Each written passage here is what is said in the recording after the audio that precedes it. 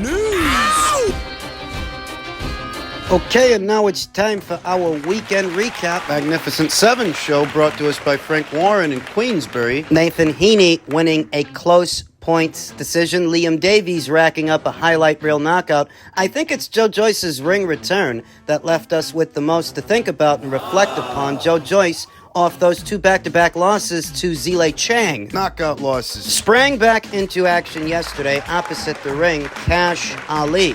I heard that Joe Joyce had weighed in at a career heaviest, somewhere in the neighborhood of 270 or 270 something, somewhere around there. I thought to myself, that can't be an encouraging omen, No. a good sign, and based on how he performed, it wasn't. He looked slower than usual. Fleshier. In a sentence, Joe Joyce's efforts were repetitive, while Cash Ali was fighting negative. Each round similar to the last. Monotonous. Joe Joyce has never been a speedster. He's never gonna be. But variety would help to compensate for the suddenness that he doesn't have. With Joe, what you see is what you get. Relentless pressure, constant pressure, but he just kept throwing the same combinations while he walked down, stalked Cash Ali, who was circling back to the ropes, using the ring, trying to create space as Joe closed in, trying for the same shots, shooting the same combinations that Cash Ali was catching on the arms, catching on the gloves, bending at the waist, Staying behind his guard. and only occasionally letting punches go, just moving around. Mostly. Joe Joyce stayed in character. He was the one pushing the pace, pressing the issue,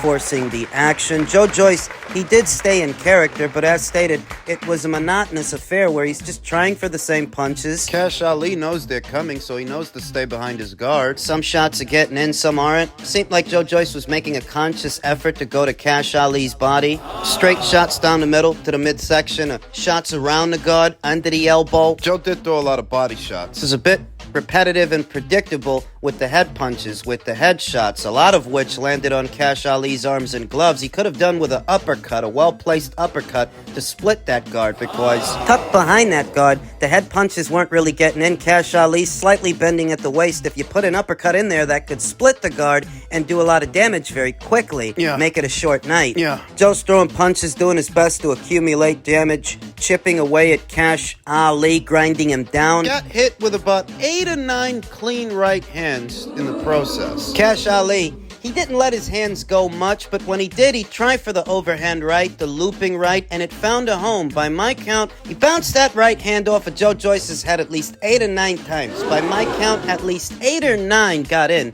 And Joe took the punches well. They didn't phase him, they didn't bother him, they didn't slow him down. It's good and bad. After those 2 losses to Zile Zhang, there was a question as to whether or not Joe Joyce would be a shot fighter moving forward. And I don't think he's there. I don't think he's there yet. One of the telltale signs of a shot fighter is their punch resistance is all but gone. Any solid shot can rattle a shot fighter. Any solid shot can buzz them. And Joe wasn't rattled, Joe wasn't buzzed. Joe took those right hands and he took them well, so I don't think he shot. But I don't think it's good to let a guy land that many right hands on you either. Maybe you can take Cash Ali's right hands, but what about Anthony Joshua's? What about Daniel Dubois if there's a rematch? See what I mean? I don't think Joe is a shot fighter. I don't think his punch resistance is completely gone, but I don't think it's good to absorb that many right hands either. That same defensive deficiency still seems to be there. We saw that in the Bryant Jennings fight. Bryant got in with some hard right hands. We saw that in the Christian Hammer fight. All those looping rights. And all of that is from before the Zile Zhang fight. That's all before he lost to him 2 times. That defensive deficiency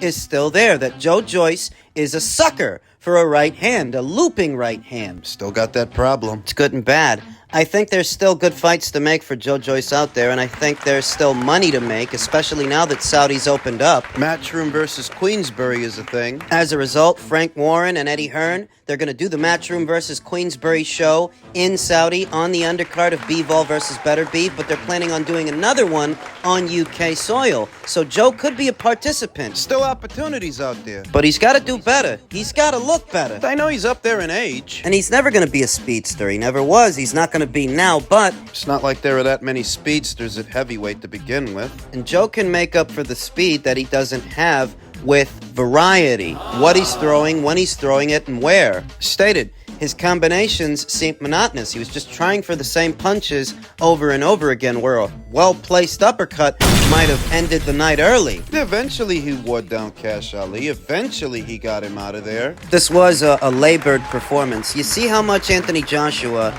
and Joseph Parker have benefited from being active, being busy, fighting more than just once or twice in a calendar year. Perhaps Joe should take a page out of their book and get right back out there. As soon as he can. Can't say as I like what I saw from Joe, but he's back in the winner's bracket. See where he goes from here. We then come to the main event of the Golden Boy promotion show yesterday that took place later on in the day. Unbeaten William Zepeda versus Maxie Hughes. No surprises. Ahead of the fight, I felt that William Zepeda's volume would be too much for Maxie Hughes, that Maxie has neither the style or the punching power to keep William off of him, and William would end up beating him into submission. That's what we saw after 4 rounds. Maxie retired in his corner. He didn't come out for the 5th round. What we saw in the first was Maxie Hughes was actually letting his hands go. Uncharacteristic of him. He was keeping up with and keeping on William Zepeda. You could argue that Maxie Hughes did enough to win the first round. He wasn't just conceding real estate to William. He wasn't just backing up, backing into the ropes. He was circling William. In the center of the ring. Circling him, getting off counter shots, getting off combinations. He didn't want to be bullied. It's not the calling card of the pure boxer, and more often than not, that's what Maxie Hughes is. That's how he fights. He fights like a pure boxer, but at the start of this fight, he didn't want to be bullied. He didn't want to be backed off. So he actually let his hands go, trying to keep up with and keep on William Zepeda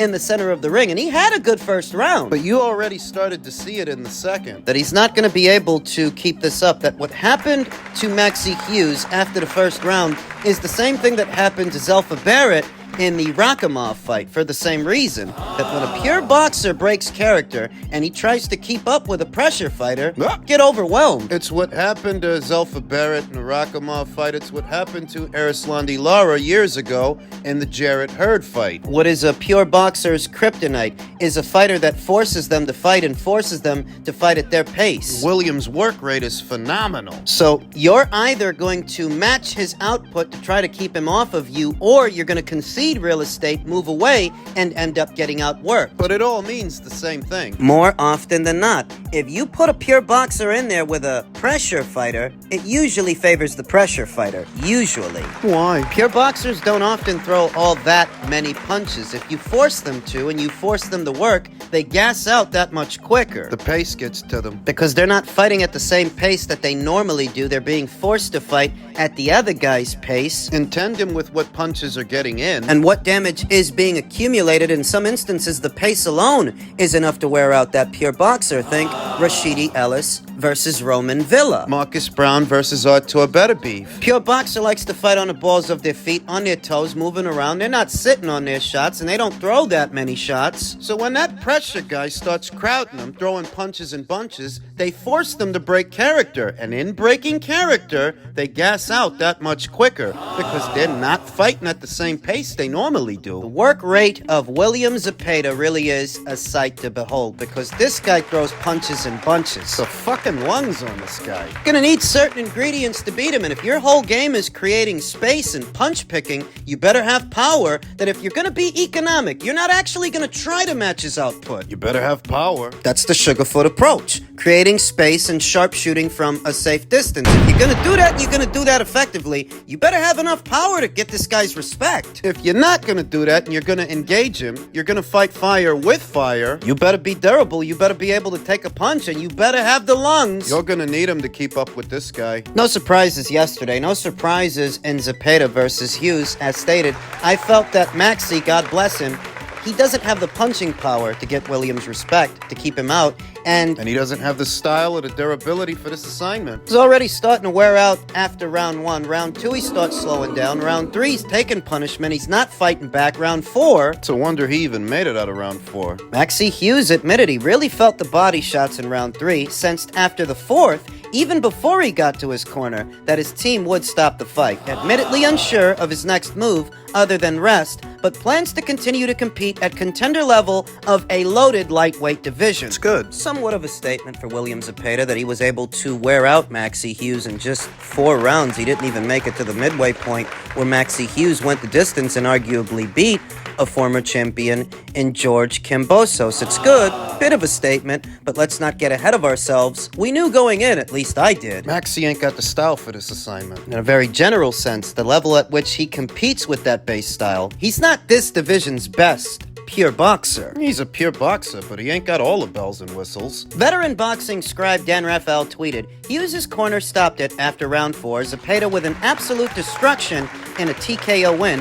What lightweight is going to want that? Somebody will be forced into, as this was a WBA and IBF eliminator. Jubilant Oscar De La Hoya reacted to Williams' win by tagging Shakur Stevenson saying, "This is William Zepeda." Young Shakur responded by saying, "I'm ready in July. Let's make it happen. Hit my promoter, Oscar." William Zepeda versus Shakur Stevenson would be the same stylistic matchup we just saw. It would be the same matchup style-wise, but with a better grade of pure boxer than Maxie Hughes, a better grade of fighter. Caliber. You often hear it said that styles make fights, and it is true. Styles determine how the fight plays out, how it looks, and what is likelier to happen than not. But there is also the level at which the fighter competes.